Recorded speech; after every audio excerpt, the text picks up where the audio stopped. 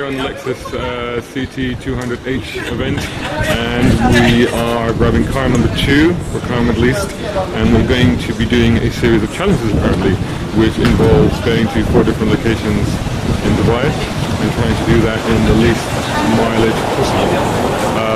I think we might lose. In the window. These are some of our rivals. Damien is going to lose. Because that's autocar. They always lose. And so does he. And we're off! We are off. We're off in sports mode. So we're not in sports mode. No, we could put it in sports mode. It's in sports mode. We're in sports mode. Sports mode engaged. We're in sports mode, and this is where we're supposed to be going. And we're going to go to Falcon City first, wherever that is. And this doesn't have enough steering wheel adjustment, but okay. So we've set the sat nav. Temperature set to cool 23 degrees. Well, I got the window open, so it doesn't matter. That's helpful. That's giving me that. I'm right off of that. And we got our water and we got our sweets. They're looking after us. Looking after Shazad, most likely. Look at that! Look at that! Lost in the Heading sharply left at the roundabout. Let's check in the car to see what's what.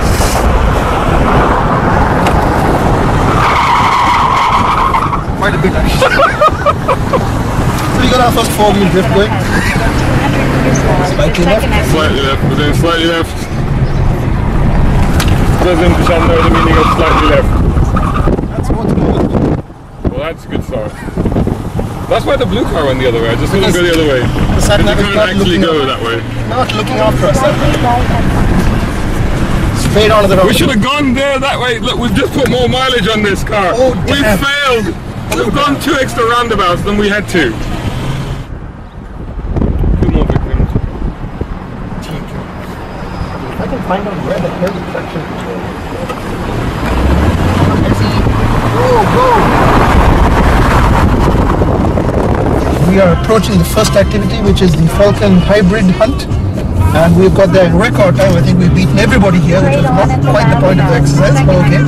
Yeah, they may not have been going here. We might be the only people going here. But we have reduced the rubber considerably. Yeah. No, we've got to go in there, right? There's a guy with the... No, we've been beaten! We've been beaten! But the ladies have beaten us. We have been beaten by a blue car. I'll catch them up in the corners. Oh, not sure about that. Oh! Look at that, can you feel the back end starting to come out? I can feel everything starting to come out. Here in the Gulf states, the Shaheen is traditionally the #1 Falcon, and you see the name on all sorts of companies, tire companies, and this and that, because it's such a powerful name. What happened is that the Shaheen is the 2nd largest Falcon in the world, and they stand a little shorter than this Falcon, just a little bit. And you then have about 120 species of Falcon that are gradually smaller. There's one bigger, and it's called the Jer Falcon, or the Greenland Falcon, and it's suddenly much larger. It's up like this place, but it's an Arctic Falcon, and they can't cope with the temperatures of the deserts, even sub-Siberian temperatures. So what they did in the late 70s in the US and in Europe was they took the Jer Falcon, the Greenland Falcon, and they hybridized it with Shaheen, the peregrine falcon. And what you have is a falcon that's substantially larger than Shaheen, and as a result potentially a better hunting bird and more weight and more ability, but it is just very slightly smaller than the Jer Falcon, but it can cope with the desert temperatures. And it's now absolutely the #1 most popular falcon in the Gulf region, generally, and in fact globally to a certain extent. But in the Gulf, almost exclusively, the falcons that are flown are the hybrids. They dominate the falconry community. And this is one example. This is one of those. Young Abigail, yes. Abigail, that's the Abigail is exactly. That's a very local name. That's a very local name. And so what are these referred to then? What are these referred to? This will be referred to as Jer Shaheen. Jer Shaheen. Jer Shaheen, Jer Peregrine in English, yeah, the hybrid falcon effect. The top speed for the pure peregrine, the Shaheen, is around about 300 kilometers an hour. 300 kilometers an hour? Lightning for 300 kilometers an hour plus, in fact. Have they been clocked at that? How have they been? They've actually, the highest speed that's been clocked is 240 miles an hour. Which is getting up well up into the closer to 400 kilometers an hour. But they gain this phenomenal speed in the free fall, the classic stoop, where they go to tremendous altitudes, fold their wings up, and they drop. So now we're going to this Bamboo Beach Drive. We're supposed to drive to Bamboo Alley in EV mode. What does Bamboo Alley look like then? I don't know, what does EV mode look like? We're in it right now. Everything's going. We're in EV mode. It says so right there. Where did it say? It's in EV mode. If you look at the thing, it tells you actually what's going on. The battery's charging now. The battery's half charged. So we started off with a flat battery, and now we have a half charged battery, and the engine is. You couldn't have started off with a flat battery. You wouldn't have moved. Well, the engine was running. Oh, look, it's charging up. It's starting the wheels. Look at that. If you move it a little bit, you can see it charging the wheels. Pushing the wheels. It's in complete hybrid nirvana right now. It is. And the moment I start driving, it's going to fall out. It is very quiet. It's very quiet. We're staying in traffic, and it's here we go. Engine's kicked in. Engine's kicked in. It doesn't say. It doesn't keep the EV mode for very long, I suppose. 20 is about it, really. I mean, if you were stuck in traffic, yeah, you'd use that hybrid mode a lot. But the reality is, do you want to be stuck in traffic and saving petrol? No, you just want to get home quickly.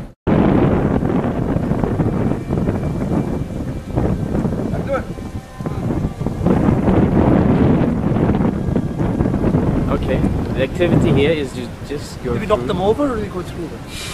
Don't knock them over, please. And Shazad has taken the wheel. I've taken the wheel, and we are now going to. I was gonna say we're going to do this. Shut up, woman! I was gonna say we were going to do the slowest time now, but actually you've already achieved that. Thank you. Yes, thank you. By being beaten by everybody Teamwork else has so been hit far. for a 6 already. God almighty. Are we still in sports mode? No. We are now heading to the Coffee, Dine and Dash. Dash! Tell me it's not a race. It's not a race. Well, Do we just stick our hands out the window as they give us the coffees? Is that how it works? You see, the thing is like when you get some of these cars, and you get the smaller car, like the Daddy over there that we were looking at earlier, and often what you'll find is that you can get into those cars, and they're underpowered, and they're slow, and they're undertired, and all the rest of it, but you can still have a bit of fun with them, because you can then overdrive them, and that way you can actually enjoy them. But when you get to this sort of level, this Lexus is a premium product, and it's full of safety kit and all this sort of stuff, you know. So it actually won't let you do that either. So you just have to actually be sensible with it, which is exactly what I'm being right now. You can try to fool around, but ultimately the car doesn't want you to do it, doesn't enjoy doing it, and will shut down any attempt to do it. It will. It will shoot you down straight away. It will say. We still haven't located. I think, to be honest, I'm surprised there isn't a finger that holographically appears from the dashboard and then just wags at you, then naughty, stop it. You know, because I think that's what this car will tell you to do. I don't know why they put a sport mode in it. It feels a bit random. I mean, can you feel any difference? You switch between the two. Can you feel any theoretical difference? You're switching to sport. No, I'm not now because I'm coming to a halt. So there's not really much point. But I mean, you can certainly see a difference because you switch it to sport, and obviously you get the rev counter. Yeah, but that's a sound and light show, though. Is it actually making a difference to the drive? I didn't feel much difference. A rev counter, which by the way is limited at 5,200 RPM. Look at that, 5,200 RPM. Yeah, and that was half of it. That was the half of my available rev range, right there.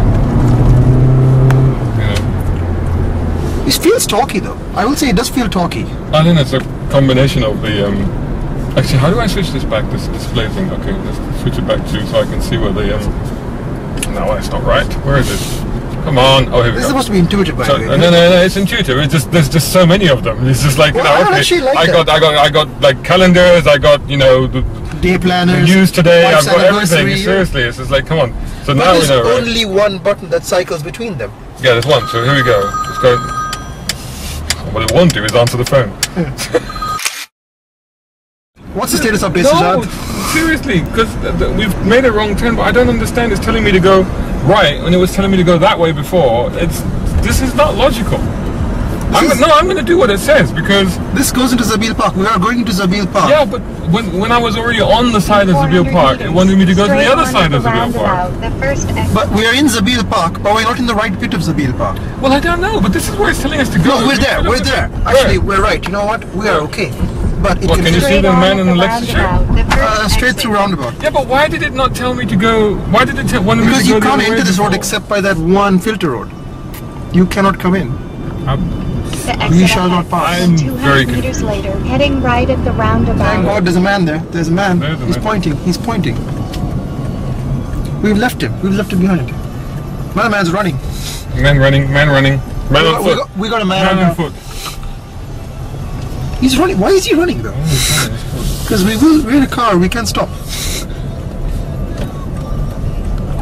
Nice skipping. Nice. He's doing a We're nice skip. pulling in for our energy check. We're pulling in for our energy check, and the nice man is going to be rolling down the window. Hello. Hello guys, How you doing? I'm fine, thank My you. name is Hamza. Hey Hamza, how you doing? You cool? I'm fine, I'm good, alhamdulillah. You've been running around a lot. No really, I'm just exercising. I don't want to get bored. But Keeping yourself fit. I've been running around on eco mode. You're on eco mode! Nice! I like that. That was a good touch. That was good. That was clever marketing there. It's not marketing, I'm not into marketing at all. Yeah, I don't do marketing. Yeah? You just do evo mode. Status update. So, final stretch. We've done all the 4 things that we were supposed to do. And Where are we? We're heading back into Festival City now towards Al Badia. Are we following the sat nav? No, we didn't know because Satnav was telling The us to sat go. nav's following us actually. Well, no, they wanted us to go to Abu Dhabi in the end, didn't they? And I just thought, oh, I'm not doing that, so just. I think we've been sabotaged by rival magazines. They've reprogrammed the Satnav. So anyway, so we're heading back to Al Badia. What have we learned about this car? What have we learned? Well, I think it's a little on the costly side for what it is. Even in sports mode, it's not Is there a difference? exactly sporty. Yeah. As you can see, I mean, that truck ahead of us is doing quicker than we are. Just for our viewers, that is the truck. It's That not a is the small one. It's not a small one. No, like he could be. We're passing him at speed. We are. Oh, we're catching up to somebody. We're catching up to somebody. Somebody in a while. This could be. No, it's not. It's number 8. That means it could be very well be the last people there. So now we're in a race. Do they know they're in a race? I know. I am. Race of 1. This can be a quiet car, but the engine does have a bit of a drone about. Can you hear the engine noise? Just get a bit of a. It's just the last time I'm going to hold, but it is a droney sort of engine noise. Is that what you expect from a Lexus? It's not really. It's not. But trying to think about the target market for this car, and it's the kind of people that actually I don't even know why they put a sport mode in this car, because it seems a bit pointless to me. Because the sort of people that are going to buy this are more concerned about, well, they're not actually even concerned about saving fuel or the environment, but they're making some sort of a statement, which is why they may go for this. But all said and done, there you have the droning noise, which really is not that appealing, if I'm honest. But it steers well, it handles well, it goes, it stops. So surprising actually. Apart from the understeer, it's actually quite a decent car to drive. It feels a bit heavy. I suppose one of the things that is slightly unusual with the front-wheel drive hatchback, which is essentially what this is, there's a lot of weight over the back wheels, because that's where the batteries are. So the weight transfer is slightly different in this car, and it's like you found earlier, that although you're getting understeer, but the understeer, it can actually transfer into oversteer as the weight transfers to the back of the car, which is a little bit unusual. And as you rightly pointed out, to some people it could catch them out, but the reality is nobody will be driving this car in that fashion unless they're named Imtishan Giado and they're an inherent idiot. Thank you. Thank You're you, welcome. Chief. Yes. Not to doubt your driving skills, of course. We're all here in one piece. The wheels are still on. That's because I took over the driving. And we're lost. I thought you were our emergency action driver to bring us back up, I'm safe and steady. Yeah. Safe and steady, let's get back for lunch. Okay. So, but anyway, an interesting exercise. Well, at the end of the day, we'll be able to tell you if you've managed to save any fuel or not. I don't think so. And what sort of mileage we've done. But, yeah. When can I get the ISF? We had 19 in total. I won't embarrass everyone. I'll just tell you what the worst and the best numbers were. Okay? No, name names. Name names. You gotta name Got the camera on. This will be on Facebook tonight, or maybe now. Hey, we want to be last. Name names. Well, okay. So the contest was there were 2 metrics that you had to, 3 metrics you had to abide by. The easiest one was to come back within 2-hour time frame, and then you had to achieve the best fuel consumption. As read by your vehicle, and then the other one was the overall mileage that you used, the amount of distance that you drove, so the lowest distance. Those were the 2 key criteria. The folks who were able to gun this vehicle the best was 10.56 liters per 100 kilometer. I told you at the beginning of the morning that this vehicle is rated at 4.1. And in terms of taking the scenic Dubai route, it took 76 kilometers to get through all of the 4. Okay, so these were the... You have to blame the navigation. So the team that was a runner-up did 7.28 liters per 100 kilometers, and they took 68 kilometers to get the distance done. and that was basically it was Damien and Phil.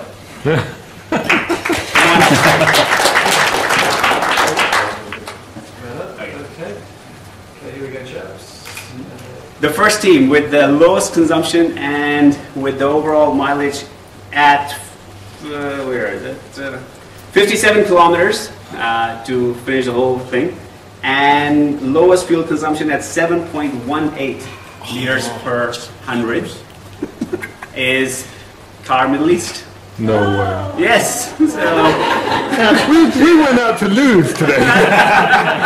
That is not possible. You serious? you have to, yes, 7.18.